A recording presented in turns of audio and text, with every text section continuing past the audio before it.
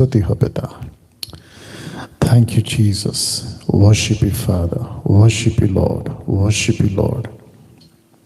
Thank you, Jesus. Worship you, Father. Okay. Thank you, Father. स्तुति हो पिता, स्तुति हो प्रभु, आपकी महिमा। Perfect. Thank you lord, thank you lord. प्रभु यीशु मसीह के नाम में आप सभी का बहुत बहुत स्वागत फिर एक और बार इस अद्भुत रविवार में। दोस्तों, बेहद खुशी है कि आपके बीच प्रति सप्ताह एवरी संडे आपके बीच हम आ पाते हैं। यीशु की महिमा देश और विदेश में जितने भी मसीह मंथन के सदस्य और जो मसीह मंथन के सदस्य नहीं हैं वे भी आप सभी हमसे जुड़ सकें, मिलकर प्रभु की महिमा कर सकें, वचनों से सीख सकें, उस मनसा से आपके बीच हम आते हैं। मुझे इस वक्त में आपको बताने दीजिए कि एक अद्भुत विषय पे आपके बीच लगातार 4-3 हफ्तों से आपके बीच में मैं आ रहा हूं। परमेश्वर का वचन 4 किताबें, मत्ती, मरकुस, लूका, यूहन्ना, मैथ्यू, मार्क, लूक, जॉन, इन पुस्तकों पर अध्ययन स्टडी आपको दे रहा हूं और जिसके चलते मैं समझता हूं कि बहुत सारा प्रकाशन, बहुत सारी बातें आप सीख पा रहे हैं। आज का चौथा एपिसोड या चौथा लेसन या चौथा संडे इस विषय पे आपके बीच में मैं दे रहा हूं। एक प्रार्थना के साथ आज की बातें आपके बीच में हम रखना चाहेंगे। चलिए, जितने लोग जुड़ रहे हैं आप सभी जुड़ते जाएं। फेसबुक और यूट्यूब 2 प्लेटफॉर्म से इस वक्त में मैं आ रहा हूं। आप सभी 2 जगह से आप मुझे देख रहे हैं। विशेष करके फेसबुक वालों से कहना चाहूंगा कि वॉच पार्टी और शेयर जरूर करिएगा। अभी से करिएगा, क्योंकि बहुत सारे लोग हैं जो शायद नहीं जानते हैं। अलग अलग जाति, धर्म, देश के लोग यीशु को नहीं जानते हैं उस तरीके से जिस तरीके से उनको जानना चाहिए। जी हाँ, मेरी कोशिश है और मुझ जैसे 10% लोगों की कोशिश है कि हम यीशु को वैसे ही पेश करें जैसा उसको करना चाहिए। जी हाँ, उस मकसद से आपको शेयर और वॉच पार्टी करने के लिए मैं कह रहा हूं। जितने यूट्यूब पे हैं, आप अगर फर्स्ट टाइम मेरे साथ जुड़े हैं, रिक्वेस्ट करता हूं आपको सिर्फ 2 चीज करना है अभी। एक, आपको चैनल को सब्सक्राइब करना है मेरे अभी जो देख रहे हैं। दूसरा, आइकन बेल दबाना है। ना आपको पैसे लगते हैं, ना मुझे किसी प्रकार का कोई पैसा मिलता है। मैं यूट्यूब पर टोटल फ्री में आपका जो है चैनल चलाता हूं। उसका सबूत ये है कि मेरे किसी भी वीडियो पे आपको एडवर्टाइजमेंट नहीं मिलेगा। इसकी बात की प्रमाण है। चलिए एक प्रार्थना करते हैं, उसके बाद आगे की बातों को रखेंगे। आइए प्रार्थना करते हैं। Thank you Lord. स्तुति हो पिता, स्तुति हो प्रभु। सृष्टिकर्ता पिता, यीशु के नाम से इस वक्त आपके पास आते हैं। प्रभु जी, यीशु आपका महिमा इस वक्त देश विदेश जाति जिस किसी भी तक इस 2 प्लेटफॉर्म से लोगों तक मैं पहुंच पा रहा हूं। प्रभु जी, मेरी प्रार्थना है उन सभी को यीशु आप स्पर्श करिए, बात करिए, आत्मिक आंखें उनकी खोलिए प्रभु जी, ताकि सत्य को वो जान सकें। मेरे स्वामी, मेरी प्रार्थना है किसी प्रकार का दुष्ट की शक्ति, शैतान की क्रिया, किसी प्रकार का उसका प्लान यीशु के नाम में कैंसल करता और रद्द करता हूं और कहता हूं कि परमेश्वर सिर्फ और सिर्फ आपकी महिमा होने पाए। प्रभु जी, लिखा है जकरिया 4:6, ना बल ना शक्ति पर जो भी होगा आपकी आत्मा से होगा। प्रभु जी, मैं जानता हूं पवित्र आत्मा को भेजा ही इसलिए गया है ताकि वो लोगों के हृदय को कन्विक्ट करे। इस वक्त जिस किसी तक यीशु तेरी आवाज, तेरा वचन पहुंच रहा है। प्रभु जी, मैं प्रार्थना करता हूं उन सभी को कन्विक्ट करिए, निरुत्तर करिए, ताकि वे मन फिरा सकें, सत्य को जान सकें और यीशु तेरे पीछे चल सके। आदर, महिमा, सम्मान सब कुछ आपको देते हुए यह प्रार्थना यीशु के नाम से मांगते हैं। सुने और दया से कबूल करें। आमीन। जी, आप ताली बजा सकते हैं, प्रभु को महिमा दे सकते हैं। और इस वक्त जितने फेसबुक और यूट्यूब पर जुड़ चुके हैं, आप सभी को कहना चाहता हूं, अनाउंसमेंट का वक्त है। प्लीज ध्यान से सुनिएगा, बहुत इंपॉर्टेंट है। ओके, सबसे पहले लिखा है पूछो जो भी पूछना है।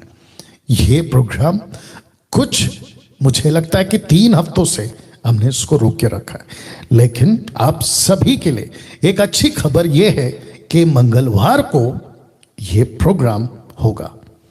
जी हां, सिर्फ एक ही दिन के लिए, जी हां, यह प्रोग्राम होगा। ओनली फॉर 1 डे लिखा है, 8 PM to 9 PM, ठीक है ना। तो आप सभी से रिक्वेस्ट है, आप सभी की प्रश्न अगर हैं पेपर पे लिख के रखें। गवाही है, आप जैसा ठीक समझे आप उसकी तैयारी कर लें। और उस दिन यानी आज से ठीक 2 दिन बाद आपके बीच हम फिर से सप्ताह में 1 दिन फिलहाल के लिए इसको रख रहे हैं, क्योंकि कुछ एक्टिविटीज मेरी अभी भी बाकी है MMB के लोगों से, उसको मैं फिनिश करना चाहता हूं, ठीक है ना। तो जिसके चलते ये बातें आपके बीच में मैं रख रहा हूं। तो पूछो जो भी पूछना है, मंगलवार को होगा, मतलब ठीक 2 दिन के बाद में, only for 1 day, 8 PM to 9 PM। आप उसकी तैयारी कर लीजिएगा। और जो नंबर है आप सभी जानते हैं, या नंबर आप जानते हैं, उस दिन भी दिया जाएगा। बस उस दिन आ जाइए, आपको मिल जाएगा। दूसरा, आप सभी को बताता चलूं कि मसीह मंथन बैठक की जितने स्टेट्स हैं और स्टेट के अंदर जितनी सिटी है, उन सभी को कम से कम 250, अगर मैं गलत नहीं हूं, 250 प्रीचर्स, लड़का लड़की, पुरुष स्त्री, इन सभी को इक्विप किया गया है, मसीह मंथन की तरफ से इक्विप किया गया है।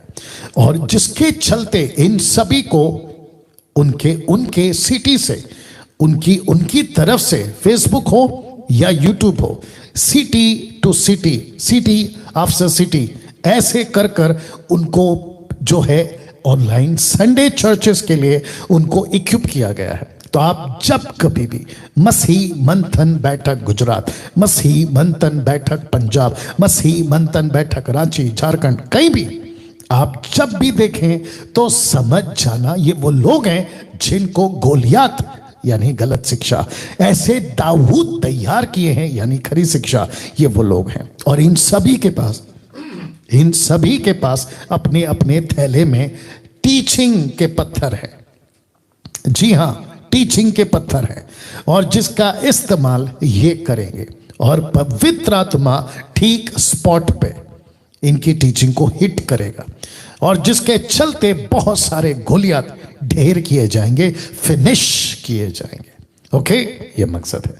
अगर किसी को जो इस वक्त देख रहा है MMB का सदस्य होना चाहिए, बशर्ते MMB का सदस्य होना चाहिए, तो अगर उसको लगता है कि मैं भी ऑनलाइन चर्च की जिम्मेदारी लेकर काम करना चाहता हूं, वो चाहे पुरुष हो या स्त्री, आप देख लीजिएगा, वो डायरेक्ट मुझे फोन करेगा। जी, मेरा व्यक्तिगत नंबर मैं पब्लिक नहीं देता। जी हां, मेरा दूसरा नंबर है 9777, लास्ट का नंबर नहीं, एक और नंबर है, और वो उसी को मिलता है जो MMB का सदस्य बन जाता है व्हाट्सएप पे, उसको मिलता है, ठीक है ना। अगर किसी को काम करना है, ऑनलाइन चर्च आपको चलाना है, पुरुष हो या स्त्री, लड़का हो या लड़की, आपका बहुत बहुत स्वागत है। You are most welcome to do that. Okay, अब ये इंटरेस्टिंग है। दिस फ्राइडे, इस शुक्रवार, MMB इंटरनेशनल, स्पेलिंग ठीक है, MMB international zoom meeting at 7:30 PM according to Indian standard time.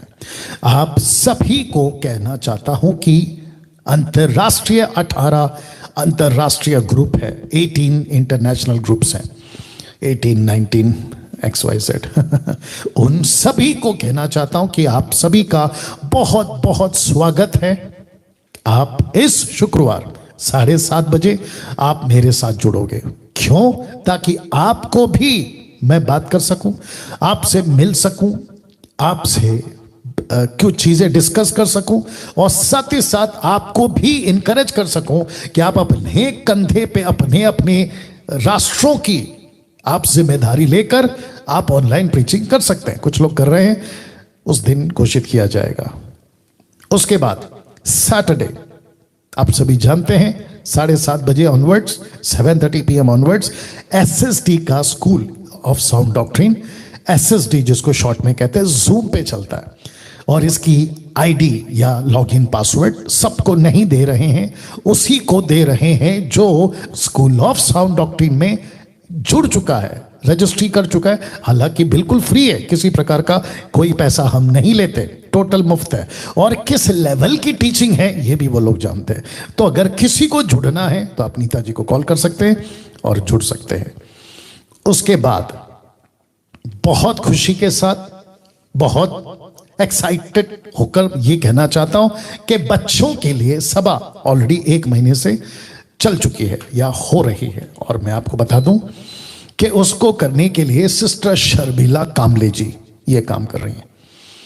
उनका ये नंबर है। अगर आपके बच्चे किसी प्रकार से संडे क्लास में अटेंड नहीं हो रहे हैं, जिसको हमने नाम दिया संडे चर्च, तो आपको रिक्वेस्ट है उनको कॉल करिए, ये नंबर है, और उनको कहिए कि हमको भी जूम ID दीजिए, अन्यथा फेसबुक पे भी आप लोग जुड़ सकते हैं। क्योंकि ये सभा बच्चों की दोपहर को 12:30 से दोपहर को 1:30 बजे तक, according to Indian standard time 12:30 PM to 1:30 PM in the noon, afternoon. Okay, आप लोग जुड़ सकते हैं, बच्चों को जोड़ सकते हैं और आपके बच्चे अच्छा सीखें, आगे बढ़े, बाइबल को जाने, अभी से बेहतर होगा। वाह! कल आप सभी को प्रभु भोज दिया जाएगा, क्योंकि महीने का पहला सोमवार, और मुझे फिर से कहना है कि यह सिर्फ और सिर्फ मसीह मंथन के मेंबर्स के लिए ही है, सिर्फ और सिर्फ, बाकी किसी के लिए नहीं है। और अगर आपको चाहिए, मसीह मंथन के सदस्य बनिए, आपकी छोटी सी ब्रीफिंग होगी और आपको दिया जाएगा। यस, ये तो पक्की बात है। तो फिर से कहता हूं कि कल ठीक 7:30 बजे आप सभी को प्रभु भोज आपको जो है दिया जाएगा। क्या आप थोड़ा ऊपर कर लो, या तो इसका ख्याल रखें। और जितने सदस्य अभी देख रहे हैं मसीह मंथन के, आपको कल ठीक 7:30 बजे, जैसे पिछले हफ्ते या 2 हफ्ते, अगर मैं गलत नहीं हूं, आपने तैयारी की थी, वैसी तैयारी आपको करनी है। उसके बाद मसीह मंथन बैठक से जुड़ने के लिए मैं आपको हमेशा कहता हूं, और जुड़िए। आप अगर नहीं जुड़े हैं, रिक्वेस्ट करता हूं जुड़िए। कौन से नंबर पे? टोटल 29 राज्य के किसी भी राज्य से आप हैं, व्हाट्सएप ग्रुप्स चल रहे हैं। ब्रदर देवेंद्र सावंत को कॉल करिए। अगर ये आपका फोन नहीं उठाते हैं तो उसके अलावा ये टोटल 5 नंबर हैं। नीता जी हैं, सिमरप्रीत हैं, शमी हैं, जितेंद्र हैं और श्वेता जी हैं। ठीक है ना? तो इन सभी को आप कॉल कर सकते हैं और आपको ये मसीह मंथन के जिस किसी भी स्टेट से आप हैं, आपको जोड़ दिया जाएगा। उसके बाद MMB इंटरनेशनल ग्रुप एक ही है, 18 की 18 ग्रुप में चलती है, मतलब 18 इंटरनेशनल स्टेट्स में, कंट्रीज में, राष्ट्रों में चलती है, लेकिन इसका एक ही ग्रुप रखा है। और इनको आपको कॉल करना है, सिस्टर आशा विलर को इनको कॉल करना है। और इनको कॉल करके, और आपको इंडिया का पता होगा नंबर क्या है ना? तो आप इनको कॉल करके आप जुड़ सकते हैं। और मैं कहता हूं कि जरूर जुड़े। खरी शिक्षा, सही शिक्षा, बाइबल की शिक्षा विद कॉन्टेक्स्ट के साथ आपको दिया जाता है। वाह, ये भी इंटरेस्टिंग है। इंस्टाग्राम पे मसीह मंथन है, फेसबुक पे मसीह मंथन है, यूट्यूब पे मसीह मंथन है, मसीह मंथन वेबसाइट पे है, और मसीह मंथन का ऐप है, एंड्रॉयड और एप्पल। कोई भी आप फोन यूज करते हैं, इन सभी जगह पे मसीह मंथन उपलब्ध है। उसके बाद MMB ने मैट्रिमोनी स्टार्ट कर दिया है और ब्रदर हर्षद जी इसको लीड करते हैं, इनको संभालते हैं। और अगर मैं गलत नहीं हूं, 65 से 70 के आसपास अभी लोगों ने रजिस्ट्री कर दी है और इसका रजिस्ट्री फीस है 500 रुपये। जी हाँ, वापस कहता हूं 500 रुपए। उसके बाद आपको जो है ऐड किया जाएगा और इसकी अलग से ऐप होगी, MMB मैट्रिमोनी ऐप अलग से होगी, उसमें आपको ऐड किया जाएगा ताकि जिसको मैच ढूंढना है अपना वो वहां पे ढूंढ सकते हैं। उसके बाद फेसबुक और यूट्यूब वालों बहुत ध्यान से सुनिए, MMB बहुत बड़े पैमाने पे देश और विदेश में काम कर रहा है, जिसको स्टार्ट किए 2 साल हो गए। बहुत तरीके से और छोटी सी लेकर बड़ी तक की जगहों में मसीह मंथन पहुंच रहा है, और जिसके लिए 3 पावर की जरूरत होती है। एक है गॉड पावर, वो हमारे पास है, दूसरा है मैन पावर, वो आप लोग हैं, और तीसरा है money power. So God power, man power, money power. तो मनी कहाँ है? आपके पास है। तो किसी को किसी प्रकार का कोई दबाव, किसी पर किसी प्रकार का कोई लालच दिखाकर या डर दिखाकर, और विशेष करके टाइट पर, दशमांश पर नहीं दोगे तो श्राप आएगा, बिल्कुल नहीं। किस वचन से आपको देना है? इस वचन से, 2 कुरिन्थियों 9:7 के हर एक जन जैसा मन में ठाने वैसा ही दान करे, ना कुड़कुड़ के, ना दबाव से, क्योंकि परमेश्वर हर्ष से देने वालों से प्रेम करता है। Cheerful givers. तो किसको कॉल करें? पास्टर डैनियल, इसको कॉल करें, सुमन वैद को कॉल करें, और ये आपको अकाउंट डिटेल देंगी। जो मेरा होगा मैं उसमें रहूंगा और मुझ तक आपका पैसा पहुंचेगा, जिसका कनेक्ट है MMB अकाउंट। जी हाँ, अब कुछ अपडेट्स हमने किए हैं, बाकी लोग शायद नहीं जानते। तो रिक्वेस्ट करता हूं कि आप सभी मंथली सपोर्टर्स बने। आपका रकम छोटा हो या बड़ा हो, लेकिन किसी लालच में और किसी दबाव में आपको नहीं देना है। देते हैं तो भी ठीक, नहीं देते हैं तो भी ठीक। किसी प्रकार का पक्षपात MMB आपके साथ नहीं करेगा, पार्शियलिटी जिसको कहते हैं, नहीं करेगा। जी हाँ, नहीं करेगा। आपको उतना ही सब कुछ मिलेगा जितना बाकी लोगों को मिलेगा। सर्टिफिकेट हो, ID कार्ड हो, मैरिज हो, बैप्टिज्म हो, फ्यूनरल हो, सब कुछ A to Z। ओके, फिर प्रश्न उठता है आपका काम कैसा चलेगा? तो काम मेरा कहाँ, ये तो प्रभु का है। ये काम प्रभु का है। अगर उसने कहा है ना मूसा को कि जा 6 लाख लोगों को छुड़ा के लेकर आ, तो ताकत वही देगा, सुविधा वही देगा, सब कुछ वही देगा। अगर विजन उसका है तो प्रोविजन भी उसी का होगा। आपको फिर कह देता हूं, अगर विजन उसका है तो प्रोविजन भी उसी का होगा। दर्शन उसने दिया है तो पैसा भी वही देगा। तो मुझे किस बात की चिंता है? जी हाँ। और फिर वापस आ गया कि प्रति रविवार ये डैनियल राज आपके बीच में आता रहेगा। संडे ऑनलाइन चर्च हिंदी आपके बीच में करता रहेगा। आज का विषय आपके बीच में रखना चाहूँगा। तो आशा करता हूँ कि आप सभी लोगों ने अपनी अपनी तैयारी कर ली होगी। ओके, अब वक्त है इस एपिसोड नंबर 4 का।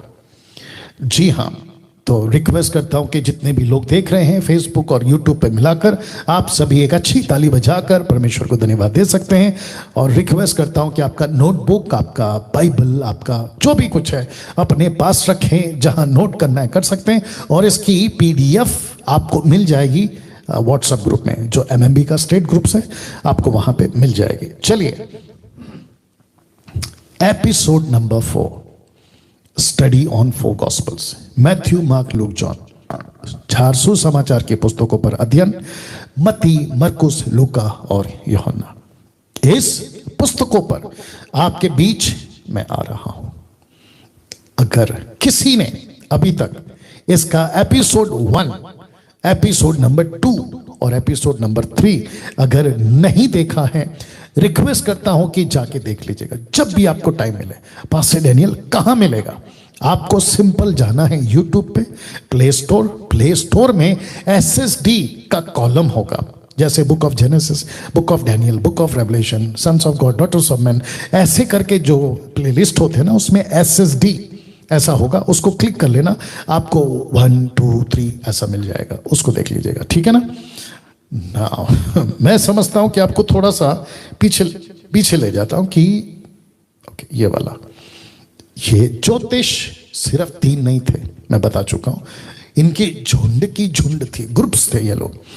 बट इंटरेस्टिंग पार्ट ये था कि इन सभी को जब पता चला इनकी स्टडी के मुताबिक, जिसका खुलासा बाइबल नहीं करती कि वो कैसे स्टडी करे, बट एक बड़ी ज्योति जिसको कहते हैं स्टार, तारा, लाइट, बड़ी ज्योति देखी और उस स्टडी से इनको यह पता चला कि मसीहा क्रिस्तोस पैदा होने वाला है। ये वही मसीहा है जिसका जिक्र द बुक ऑफ डैनियल में दानियल नबी ने किया था। तो उसकी स्टडी के मुताबिक ये ढूंढते ढूंढते आते हैं और दूसरे अध्याय के वचन 12 तक मैंने पिछले हफ्ते दिया था, उसको पहुंचते हैं राजा के पास, जो राजा हेरोदेस था, क्रूर राजा, बहुत ज्यादा क्रूर। ऐसे राजा के पास बात करते ही मैं बता चुका हूं, बट इंटरेस्टिंग पार्ट यह था कि जब इनको सत्य पता चल गया तो स्वप्न में ये चितौनी पाकर के हेरोदेस के पास नहीं जाना, नहीं जाना, वापस नहीं जाना। वे दूसरे मार्ग से होकर चले गए। दूसरे मार्ग का अर्थ मैंने आपको बता दिया था कि इनका जीवन बदल चुका था। यीशु से मुलाकात जीवन को बदल देती है। तो ये था पिछले हफ्ते का लास्ट पॉइंट, ताकि आप कनेक्ट हो जाए। तो थाउजेंड्स लोग अभी जुड़ चुके हैं, बेहद खुशी है, आपका मैं स्वागत करता हूं। फेसबुक वालों फिर से रिमाइंड कर देता हूं, शेयर और वॉच पार्टी जरूर करिएगा। एपिसोड नंबर 4, एक चित्र दिखा रहा हूं, पहले देख लीजिएगा। यह है वो स्वप्न में स्वर्गदूत आते हैं जोसेफ को, यूसुफ हिंदी में, उसको कहते हैं उठ। आप शब्द देख लीजिएगा, मैं वचन रखूंगा। उठ, उस बालक को और उसकी माता को लेकर मिस्र देश को भाग जा, भाग जा, रन, भाग जा। ऐसा क्यों, मैं उसको रखूंगा। अब सबसे पहले आपको बता दूं कि ये थे कहां? बेथलेहम, जहां पे राजा हेरोदेस बच्चे को ढूंढ रहा था, यानी यीशु को, कि मार डाले। अब स्वर्गदूत कहता है भाग, लेकिन उसने बिल्कुल सटीक, स्पेसिफिक, प्रोफेटिक तरीके से जोसेफ के सपने में आकर कहा भाग। बट प्रश्न उठता है कहां? तो उसने कहा, किसने? स्वर्गदूत ने, मिस्र, इजिप्ट को भाग। तो आपको बताता चलूं इस मैप के मुताबिक, इस मैप के मुताबिक कहां है यरूशलेम, आप देख सकते हैं, और नीचे आप देख सकते हैं इजिप्ट, मिस्र। कम से कम 70, 80, 90 किलोमीटर का फासला। भाग। पास्टर डैनियल, क्या उस वक्त में ट्रांसपोर्ट होते थे? मतलब गाड़ी होती थी, auto, taxi, cycle, motorcycle, truck, plane, train, ऐसा कुछ होता था? आपको बताता चलूं, बिल्कुल नहीं होता था, नहीं होता था। कैसे गए ये? शायद चल चल के। कैसे गए? ऊंट पर। कैसे गए? खच्चर, गधा, गधी, जो भी बोल लो। कैसे गए नहीं पता, हाथी नहीं पता, लेकिन इतना तो पक्का है कि स्वर्गदूत कहता है, रख रहा हूं, स्वर्गदूत कहता है भाग, run, run, run, RUN, run, भाग। ऐसा क्यों? रखूंगा। बट 90 किलोमीटर जोसेफ भाग रहा है, इसकी पत्नी मरियम, यीशु की मां, भाग रही है। अब आप सोच के देखिए, बच्चा हाथ में, छोटा बच्चा, बेबी को लेकर भाग रहे हैं। ऐसा क्यों? ऐसा क्यों? और वो भी इतना दूर क्यों? कोई पड़ोस के गांव, कहीं जंगल, कहीं नदी, कोई गुफा, केव्स जिसको कहते हैं इंग्लिश में, जाके छुप जाओ ना। ऐसा नहीं किया, बोला भागो।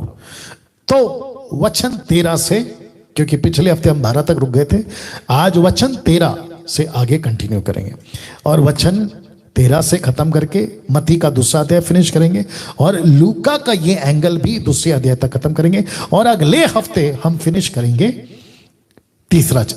शुरू करेंगे तीसरा हफ्ता। ठीक है ना? या तो लिखा है उनके चले जाने के बाद, देखो किसके चले जाने के बाद,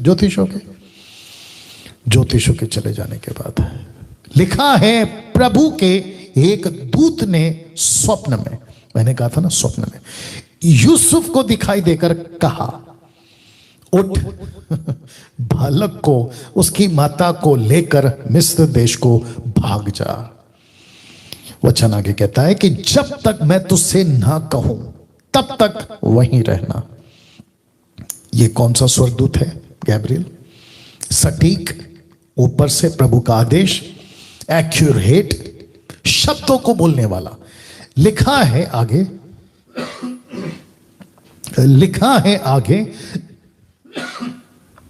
एक्सक्यूज मी, एक सेकंड दीजिए प्लीज। जी हां, लिखा है क्योंकि हेरोदेस, क्रूर राजा, क्योंकि हेरोदेस इस बालक को ढूंढ पर, एक सेकंड,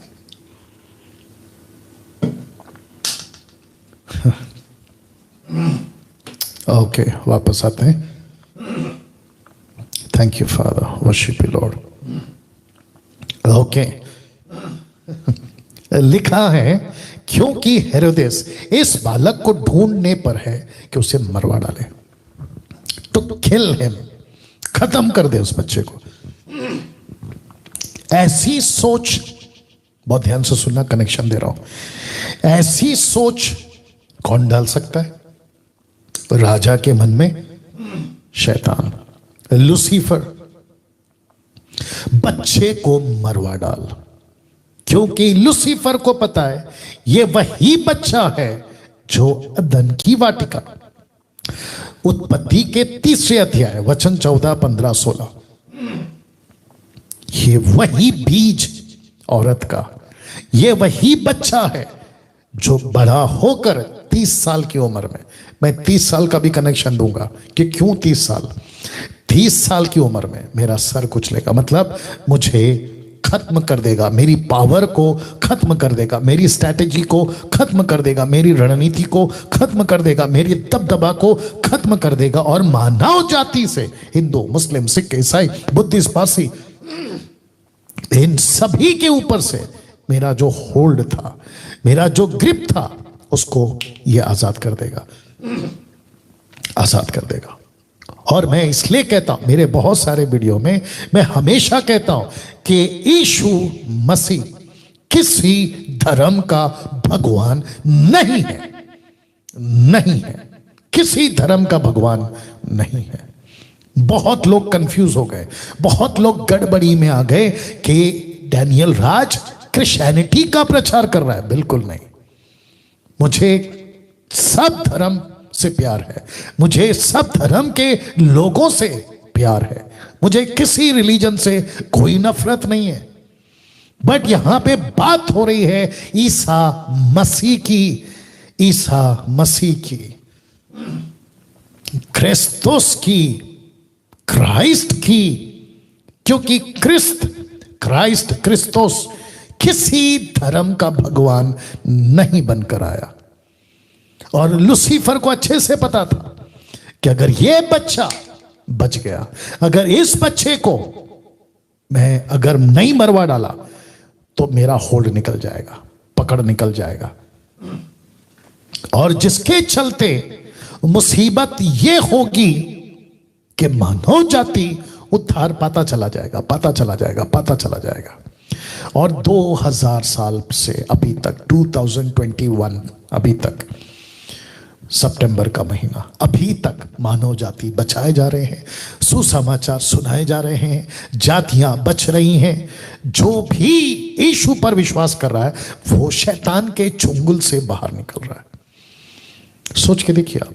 तो लिखा है क्योंकि हेरोदेस इस बालक को ढूंढने पर है कि उसे मरवा डाले। अब देखो उसने क्या किया, वचन 14, क्योंकि राजा को नहीं पता कि बच्चा कौन है। क्यों? ऊपर लिखा ज्योतिष तो चले गए, ज्योतिषों ने नहीं कहा कि पैसिफिक घर में जाओ, वो बच्चा छरनी में लेटा या जो भी घर में पाया जाएगा, 2 साल का बच्चा उम्र का, ऐसा कुछ नहीं कहा। तो राजा को पता चला, देख लीजिए लिखा है ना कि ज्योतिषों ने दगा किया, उसके हिसाब से ज्योतिषों ने चीट किया। तो उसने क्या कहा, वह रात ही को उठकर बालक और उसकी माता को लेकर मिस्र को चला गया। कौन कौन? जोसेफ और मैरी चले गए। वचन 15, हेरोदेस के मरने तक वहीं रहा, इसलिए कि वह वचन जो प्रभु भविष्यवक्ता के द्वारा कहा गया था कि मैंने अपने पुत्र को मिस्र से बुलाया। तो मैं इसका रख रहा हूं। तो हेरोदेस ने पूरे मिस्र में बच्चे को मारने का प्लान किया। नाउ वचन 15 इंटरेस्टिंग है साहब, मैं आपको बताता हूं कैसे। हेरोदेस के मरने तक वहीं रहा, माफ करें, इसलिए कि वचन जो प्रभु ने भविष्यवक्ताओं के द्वारा कहा था कि मैंने अपने पुत्र को यानी यीशु को मिस्र से बुलवाया है, पूरा हुआ। कहां लिखा है?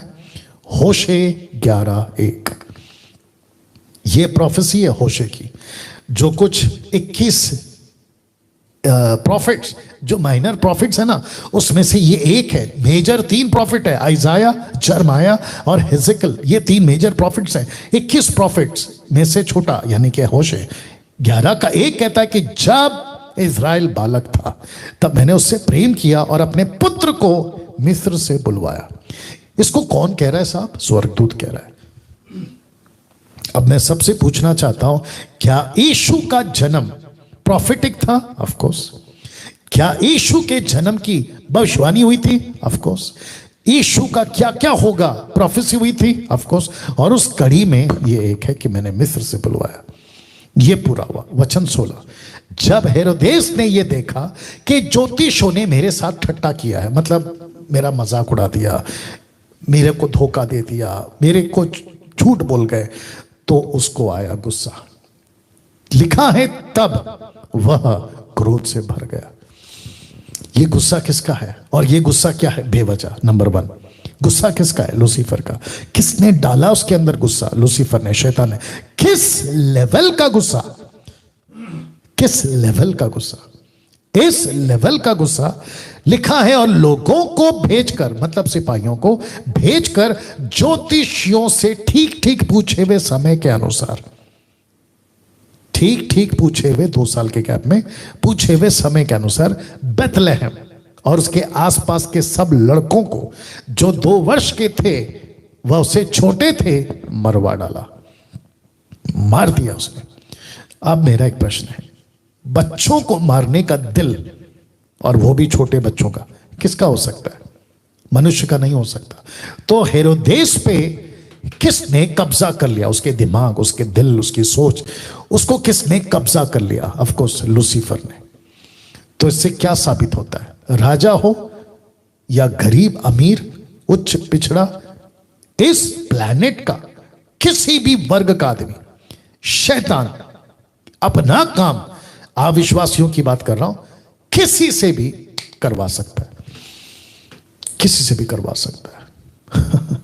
और उस वक्त तो राजा था, तो उसने कहा कि 2 साल के बच्चों को पकड़ो और उनको मरवा डालो। क्यों? क्योंकि उसको पता था बच्चा पैदा हुआ है बेथलेहम में, लेकिन उसको यह नहीं पता था कि उसके ठीक 1 दिन पहले बच्चा वहां से मिस्र को जा चुका है। अब आपको एक कनेक्शन देता हूं। जब स्वर्गदूत ने कहा यहां पे उठ, बालक को ले और उसकी माता को लेकर मिस्र को भाग जा, तो आसपास क्यों नहीं गया? आसपास में क्यों नहीं गया? वो जा सकता था ना। तो आपको बताता चलूं कि आसपास में राजा हेरोदेस का पकड़ है, लेकिन इजिप्ट में उसका पकड़ नहीं है। तो इजिप्ट में वो नहीं मरवा सकता बच्चों को, लेकिन अपने क्षेत्र में वो मरवा सकता है। और देखो उसने मरवा दिया। लिखा है बेथलेहम और उसके आसपास के सब लड़कों को जो 2 वर्ष के वह उससे छोटे थे, मरवा डाला, मरवा डाला। इजिप्ट में नहीं जा सका। तो कितना परफेक्ट प्लान है, कितना सटीक युक्ति परमेश्वर बनाता है, और बिना किसी डर या शंका के उनको इजिप्ट भेज दिया, बोला जाओ वहां सेफ रहो। लिखा है वचन 17, तब जो वचन यिर्मयाह भविष्यवक्ता के द्वारा कहा गया था वह पूरा हुआ के रामा में एक करुणा नदी सुनाई दिया, रोना और बड़ा विलाप। राहेल अपने बालक के लिए रो रही थी। कौन सा राहेल? आप सभी जानते हैं, लिया की बहन छोटी। राहेल कौन है? याकूब की पत्नी। कौन सा बच्चा पैदा हुआ था जब राहेल मर गई थी? बच्चा पैदा होते ही राहेल मर गए, बेंजामिन, बिन्यामीन। या और मां नहीं मरी, मां नहीं बची, मां मर गई। तो उसका कनेक्शन यिर्मयाह कहता है कि वो रो रही है, बच्चा चाहिए, बच्चा चाहिए, बच्चा चाहिए, बच्चा चाहिए। और जब बच्चा हुआ तो मां नहीं है। तो लिखा है राहेल अपने बालकों के लिए रो रही थी और शांत होना ना चाहती थी क्योंकि वो है ही नहीं। इसका कनेक्शन यहां पे आया। तो सोच के देखिए कि टोटल, और आपको मैं बताता चलूं कि राहेल की कब्र बैतलहम में ही दफनाई गई थी। बैतलहम, ऊपर लिखा है बैतलहम। इसका टोटल कनेक्शन है। मैं उत्पत्ति की किताब में इसका अध्ययन दे चुका हूं और आप लोग सब इससे वाकिफ हैं। क्या पावरफुल है, क्या कनेक्टेड है आपस में। फिर मुझे नहीं समझ आता कोई मूर्ख टाइप के लोग यूट्यूब पे कैसे बोल सकते हैं मसीहा भगवान कैसे हो सकता है, मतलब खुदा कैसे हो सकता है। इशारा मिल रहा होगा, भगवान और खुदा दोनों को इशारा मिल रहा होगा। या कुछ विचित्र प्राणी लोग हैं यूट्यूब पे, फेसबुक पे, कहते हैं कि ईसा मसीह भगवान कैसे हो सकता है और ईसा अलैहिस्सलाम खुदा कैसे हो सकता है। क्या कनेक्शन है देखिए ना आप। दिक्कत क्या है पता है, ये लोग पढ़ते नहीं है। और मैं यहां से एक स्टेटमेंट देना चाहता हूं कि अगर ठीक से कोई बाइबल को, टोटल बाइबल को start to end, Genesis to Revelation, यीशु को सेंटर में रख के अगर पढ़ेगा ना, मैं आपको बता दूं वो यीशु के पैरों पे गिर जाएगा और यीशु को अपना उद्धारकर्ता स्वीकार कर बैठेगा। यीशु को सेंटर में रखना होगा, लेकिन यीशु को पढ़ते वक्त यीशु को दिमाग में रखो। उत्पत्ति से प्रकाशित वाक्य यीशु को दिमाग में रखो, टक करके आपका जीवन बदल जाएगा। कैसा लग रहा है? लिखा है वचन 19 में, हेरोदेस के मरने के बाद, मतलब हेरोदेस मर गया, कितना टाइम लगा नहीं मालूम, उसका डेटा नहीं है, उसका रिकॉर्ड नहीं है।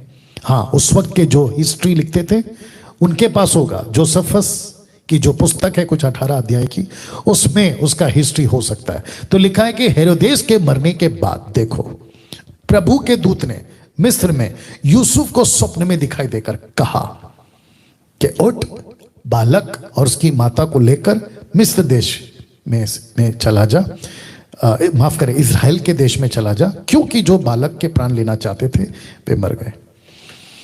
मतलब हेरोदेस मर गया। अब मैं फिर आपको बीच में रखूंगा कि मिस्र से इज़राइल, मतलब इज़राइल क्यों कहा, मैं उसका भी कनेक्शन दूंगा। ऐसा बोलना चाहिए था कि नासरत को जा, बैतलहम को जा, नहीं, उसने कहा उठ, बालक और उसकी माता को लेकर इज़राइल देश को चला जा, क्योंकि जो बालक को प्राण लेना चाहते थे वे मर गए। मैं उसका कनेक्शन दूंगा, बताऊंगा। वह उठा, कौन? जोसेफ। वह उठा, बालक और उसकी माता को साथ लेकर इज़राइल के देश में आया। तो इज़राइल पहुंचा, वो लैंडेड इजिप्ट, इज़राइल में पहुंच गया, लैंड करा उसने चल चल के। वचन 22 लिखा है, परंतु ये सुनकर अरखिलास अपने पिता हेरोदेस की जगह यहूदिया पर राज्य कर रहा है, वहां जाने से डरा। इसका मतलब क्या है कि उसका बेटा, किसका?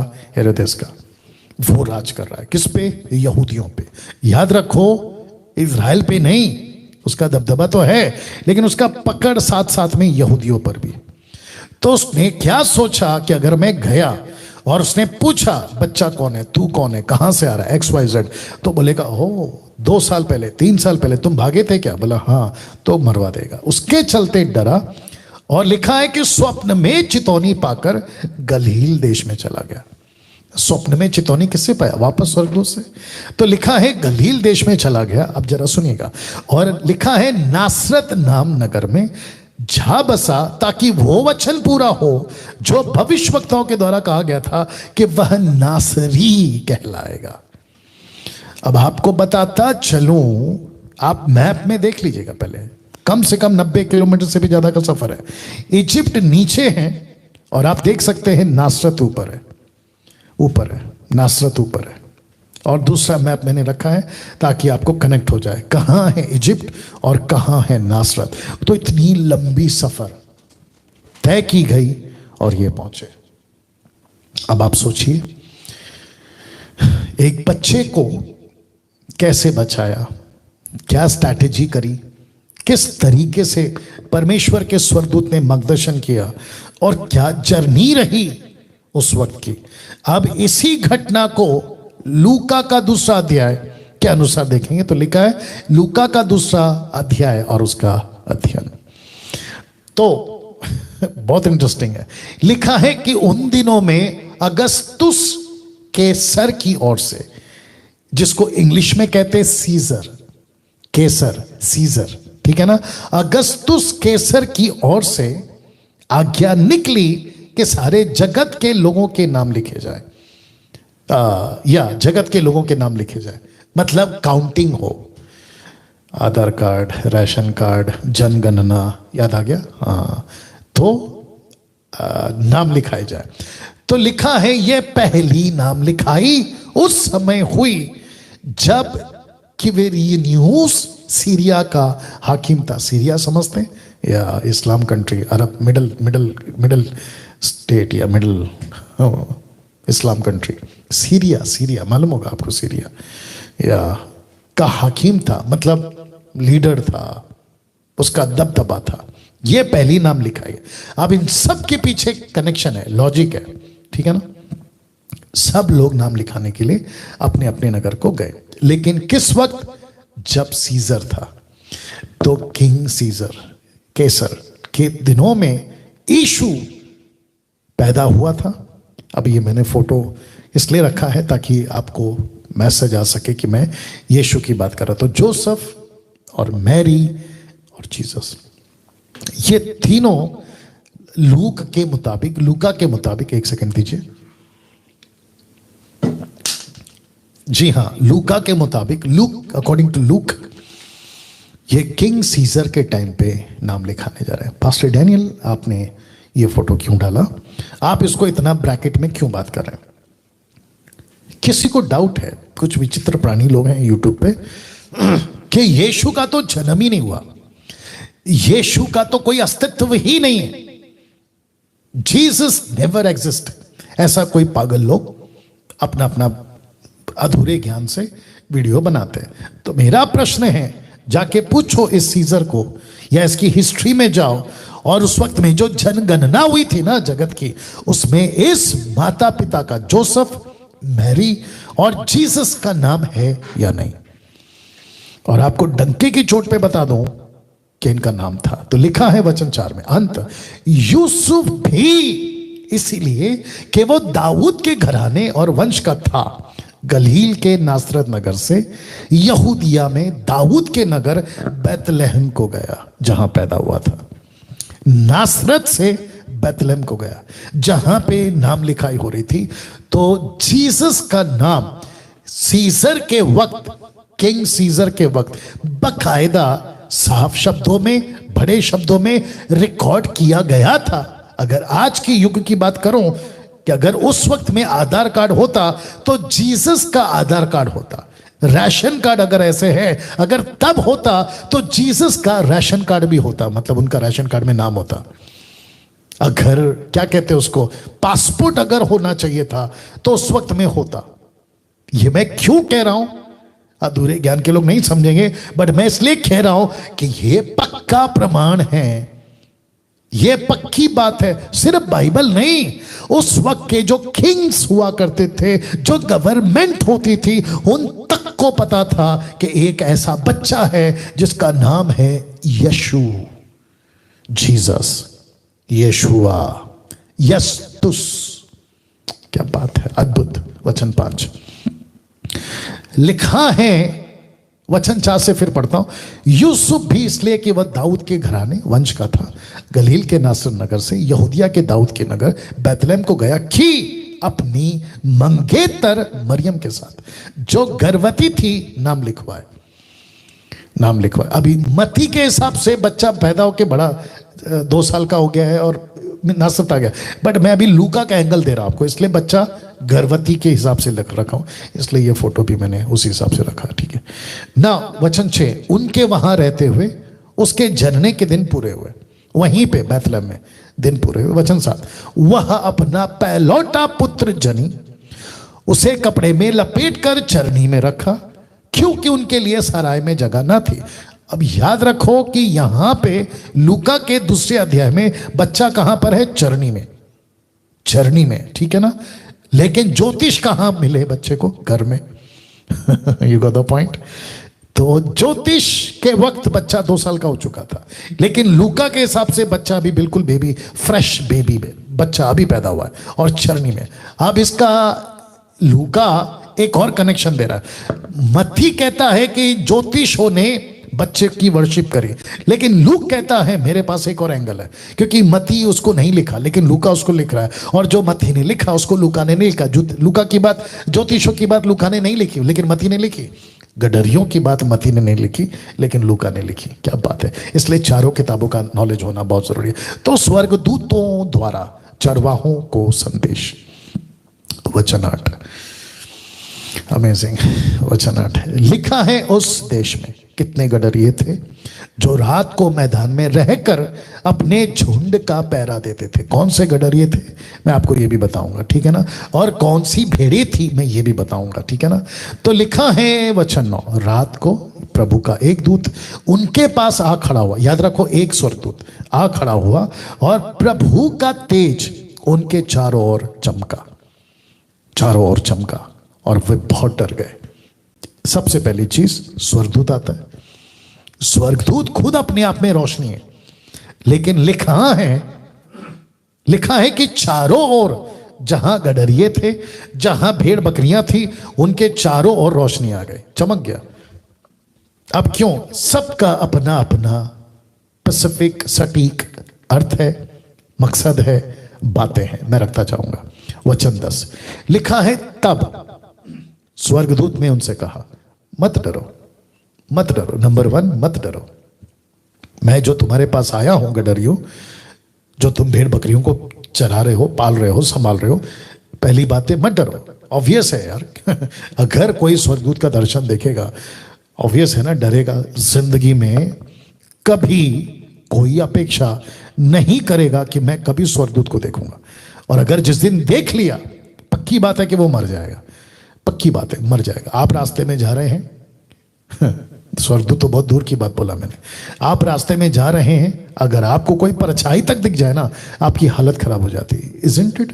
लिखा है, ये लोगों ने लिखा है डर गए, लेकिन स्वर्गदूत कहता है मत डरो, क्योंकि देखो। वाह, लिखा है क्योंकि देखो। अब जरा ध्यान दीजिएगा, मैं तुम्हें, स्पेसिफिक तुमको, वाह, लिखा है बड़े आनंद का सुसमाचार सुनाता हूं। वो सुसमाचार क्या है? जो सब लोगों के लिए होगा, लेकिन तुमको क्यों सुना रहा है? यह भी इंटरेस्टिंग है, मैं रखूंगा। विशेष करके इन गडरियों को क्यों सुना रहा है? ज्योतिषों को ही तारा क्यों दिखा? गडरियों को ही स्वर्गदूत आकर क्यों कहता है कि तुम्हारे लिए एक सुसमाचार है बड़े आनंद का? वचन 11, कि आज दाऊद के नगर में तुम्हारे लिए एक उद्धारकर्ता जन्मा है। यहां नहीं रुकते वो लोग, स्वर्गदूत यहां नहीं रुकता, वो कहता है और यही मसीह प्रभु है, यही मसीह प्रभु है। इसका मतलब मैं तो रखूंगा आगे, बड़ा अभी आपको बता देता हूं ताकि आप कनेक्ट होके चले। ये गडरिये कौन थे?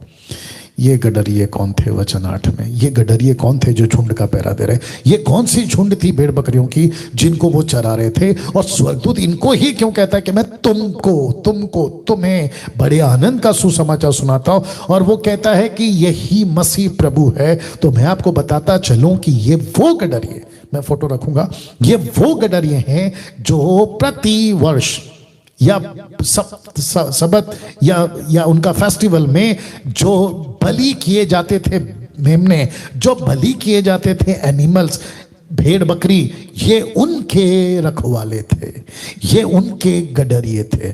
तो जिसके चलते स्वर्गदूतों ने कहा इन लोगों को कि जिसका इंतजार मूसा की किताब से होता आ रहा है, अब्राहम की किताब से होता आ रहा है, यानी कि अब्राहम का वो जो मोरे पहाड़ पे बलि होने वाला, जिसकी बात दानियल कर चुका है, जिसकी बात यिर्मयाह, यशायाह, यिजकेल कर चुका है, उस मेमने का जिक्र, उस मसीहा का जिक्र जिसका इन्होंने किया है और जिसकी तुम भी जानते हो कि बलि होना है। एक फाइनल मेमना आएगा जिसका जिक्र यूहन्ना की किताब पहले अध्याय में वचन 15 से आगे जॉन द बैप्टिस्ट कर चुका है कि यही वो मसीहा है, यही वो मेमना है। अब उसका इंतजार खत्म, उसका इंतजार खत्म। और इसके चलते कहता है कि आनंद का सुसमाचार है। अभी तक बाहर क्या प्रीच होता है? Good news, good news, good news. Good news क्या है? आपका ऑस्ट्रेलिया का, कनाडा का, अमेरिका का वीजा निकल जाएगा। ये नहीं है गुड न्यूज, बकवास है।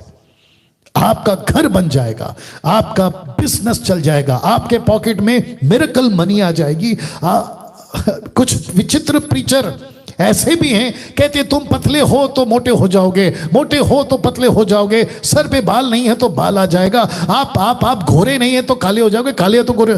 क्या गजब का बात करते और कहते हैं कि ये सब इसलिए होगा क्योंकि गुड न्यूज। क्या नॉनसेंस और क्या बकवास है।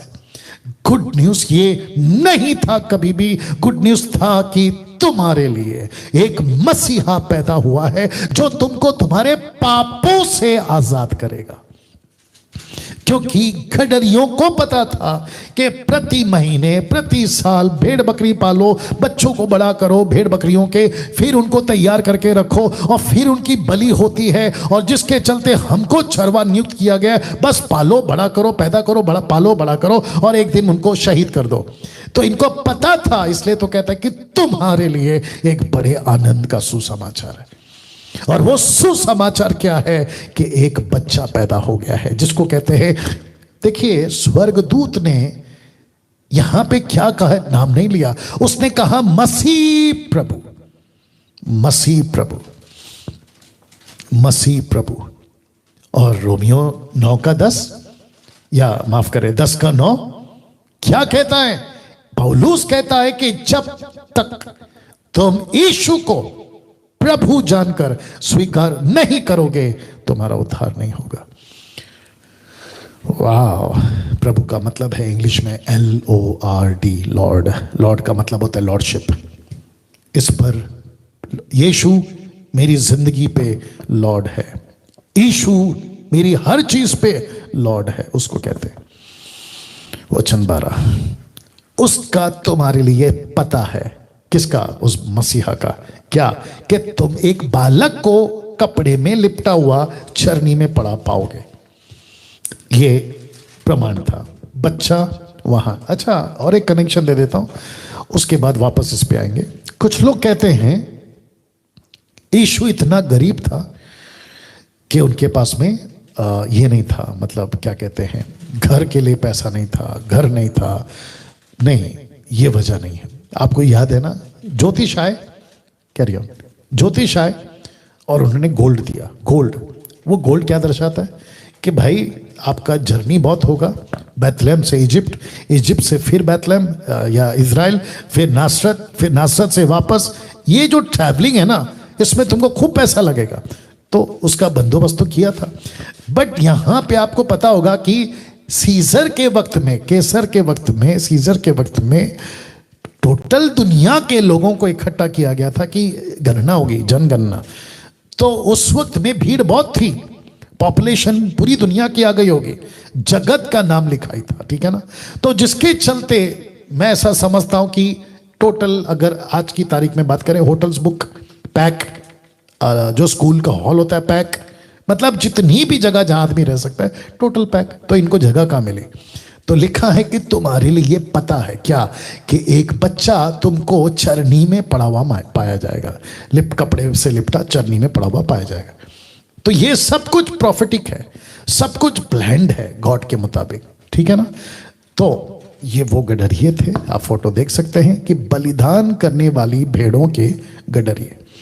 और इसी मैसेज में, इसी चित्र में आप यीशु को जैसे वध करते थे मेमने को, ये वही मेमना बनकर यीशु आया जो मानव जाति के लिए बलिदान होगा, और जिसको स्वर्गदूत कहता कि यही वो मसीहा है, यही वो मसीहा। दूसरे शब्दों में स्वर्गदूत कहना चाह रहा है, जो कि जॉन द बैप्टिस्ट के द्वारा आएगा, वचन 3 अध्याय में जब हम आएंगे अगले हफ्ते और यूहन्ना के पहले अध्याय में, आपको पता चल जाएगा कि मसीह यीशु ही वो फाइनल लैम्ब है, मेमना।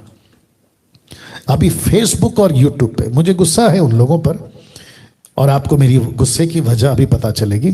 कुछ लोग कहते हैं क्रिश्चियन का भगवान, इनका गॉड जीसस इतना कमजोर था कि क्रूस पे खुद को नहीं बचा सका, तो हमको क्या बचाएगा। ऐसे वाली बातें वीडियो बनाकर मूर्ख लोग बोलते रहते हैं। मूर्ख इसलिए कह रहा हूं क्योंकि उनको नहीं पता, इसलिए मूर्खता की हरकत कर रहे हैं, ठीक है ना।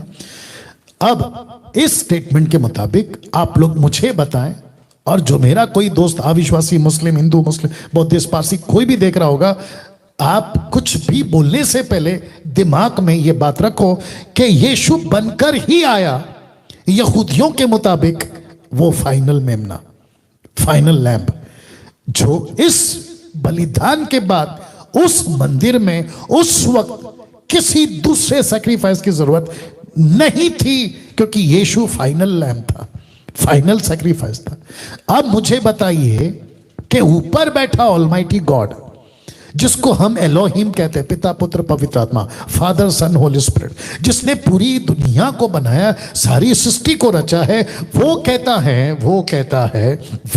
है कि एक मेमना, एक बच्चा पैदा होगा, एक मेमना, एक बच्चा पैदा होगा, और वो बच्चा और वो मेमना इसलिए मैंने रखा है मानव जाति के लिए मरेगा, बलि होगा। तो आपको खुश होना चाहिए, आपके पापों के लिए एक मरने के लिए आ रहा है। आपका दोष आप पर नहीं लगा है ना, आपके गुनाहों का जो आप गिल्टी थे, आपके ऊपर जो एलिगेशन था, आपको कीमत देने के लिए नहीं बोला है ना। तो उसने कहा कि तुम तो वैसे भी कीमत नहीं चुका पाओगे, क्योंकि